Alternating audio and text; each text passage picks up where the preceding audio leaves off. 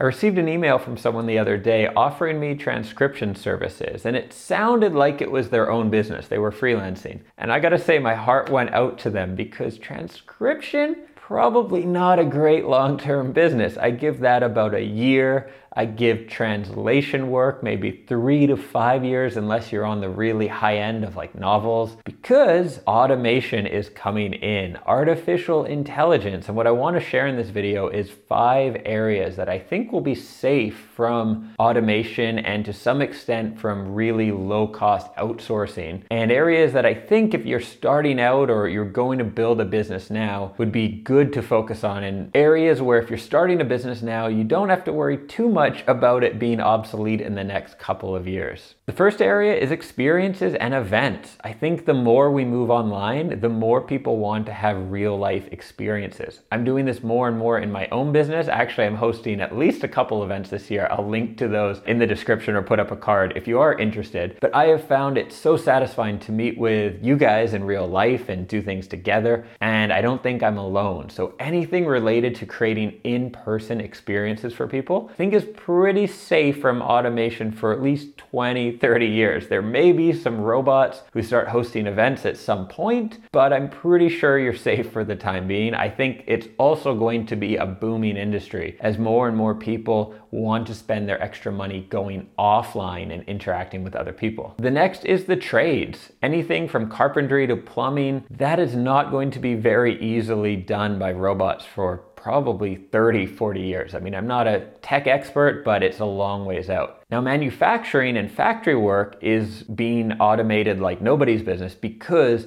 it's worth it to set up the machines to do the same thing over and over.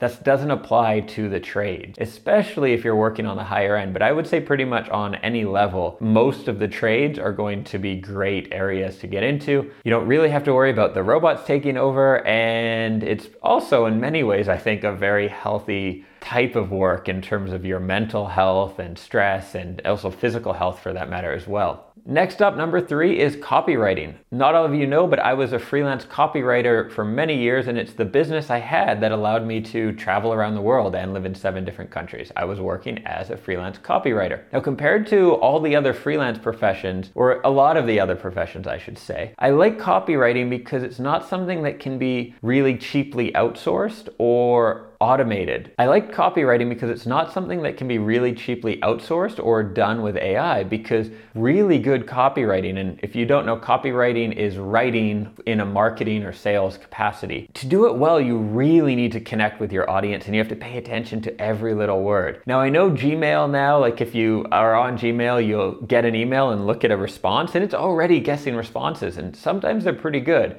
It started also on my Gmail, and probably for everyone, to complete my sentences, which I'm a little worried about, not because of the creepy factor, but I'm worried about because it's going to dumb down our use of language even more. We're all just going to talk in Google language and say the same things all the time. So that is happening with language, and there is more and more AI involved there.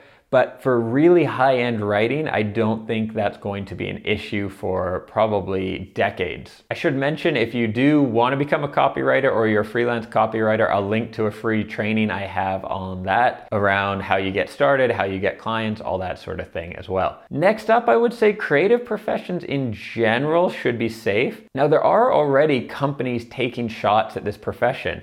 For example, I went to a friend's house last year and they'd ordered these big paintings that were made in a factory in China. And you could tell, to be honest, but to me, it would really bug me to put art on the wall that's like made in a factory, very much trying to look unique. Like each piece was apparently unique, but it's just like an assembly line of painters. I don't like the concept of that personally. I like, some of you guys have seen the art on my walls in some of my older videos. That's all stuff I bought when I've been traveling. So I really like that. I do think that more and more creative work, I'm using painting as an example, will be done by robots or really low paid workers. But on the higher end, people who actually want to invest some money are never going to want to buy a painting done in a factory by someone who's pumping out 10 a day, right? So I think creative fields in general, and I'll expand this could be making movies, this could be in the design fields, this could be writing like novels or anything in that capacity. I think those are pretty safe for quite a while, at least on the middle to high end. There are already AI programs that can create a really simple song or put together some writing or that sort of stuff, but it's very much on the low end and not something that really makes sense. I think it's more used for spammy or low quality content. So I think overall, if you aim for the higher end, any kind of creative profession is going to be safe. And last, number 5, I'd like to think fields involving people and personal service like coaching, therapy, counseling.